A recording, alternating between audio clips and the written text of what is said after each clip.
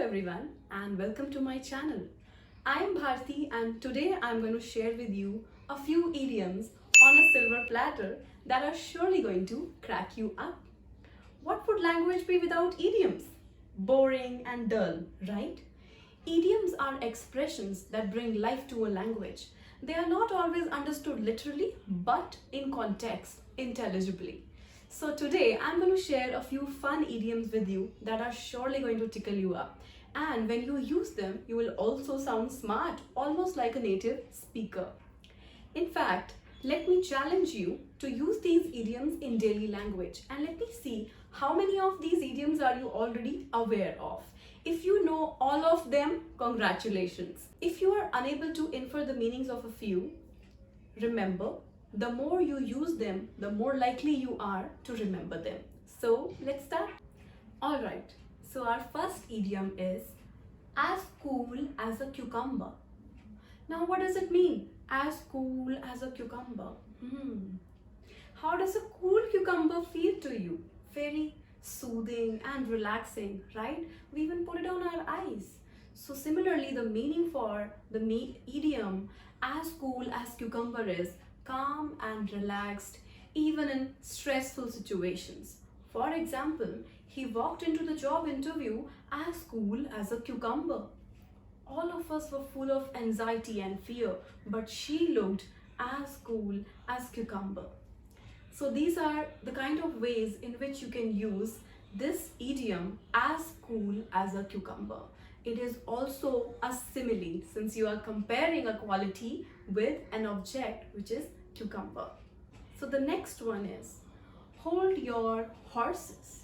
For example, hold your horses. We haven't won yet, so don't start celebrating. Now what do I mean when I say hold your horses when you're not even riding a horse? What do I mean? It basically means that stop and think before you act. Take a decision wisely. Do not be in a hurry.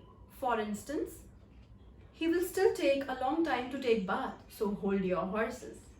So that was the second idiom. Hope you have understood. My next idiom for you is as dead as a doornail. Now, this one is pretty easy. It's as easy as it sounds. It basically refers to something which is completely devoid of life. Almost like a dead doornail, right? Example, I rang her up, but the line was as dead as a doornail. Or, I forgot to water my flowers and now they are as dead as a doornail. So this one was pretty easy, I guess. The next idiom is used when it is raining extremely heavily, almost as if you can feel the animals dropping out from the sky.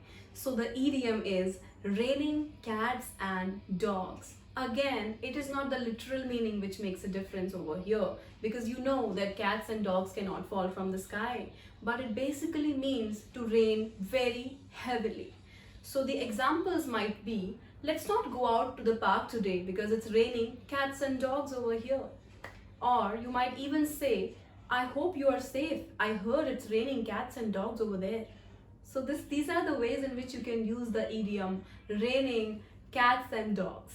The next idiom is pardon my French, where French exactly doesn't need to be the language French. It is usually referred to an obscene or blasphemous word which you should not have uttered. So it refers to profanity. So when you want to excuse yourself from a situation where you have used a word you should not have used, you'd rather apologize by saying, pardon my French. For example, pardon my French, but I have had a hell of a day. Or you might say, pardon my French, but this is a damned day. So these are the ways in which you could use language without sounding rude about it. So my next idiom is going to come handy when you want to ask someone to shut up, but in a fancy way. So when somebody is being deliberately loud in order to annoy others, you can shut them up by saying, put a sock in it. Now, here it actually refers to the mouth, but we never say put a sock in your mouth. We say put a sock in it. For example, the whole movie theater can listen to you whispering, can you please put a sock in it? Or, hey, put a sock in it, will you? All of us are trying to work over here. So these are some ways in which you can use the idiom, put a sock in it. My next idiom for you is pot calling the kettle black. Now, as you can see, you can infer the meaning pretty much by just looking at this idiom, where pot, which is already overused for cooking and is black, it is calling the kettle, which is also used for cooking, black.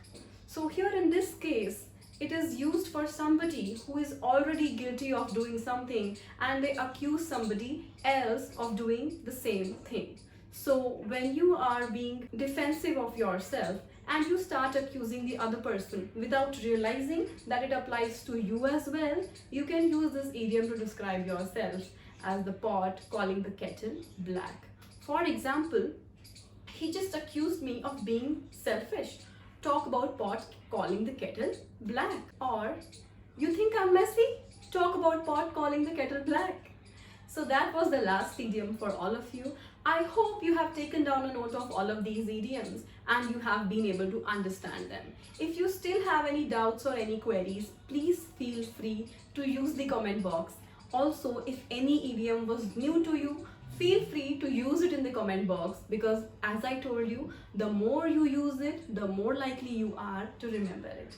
So that was the English lesson for today. Hope you like it. Please like, subscribe and share. Thank you so much.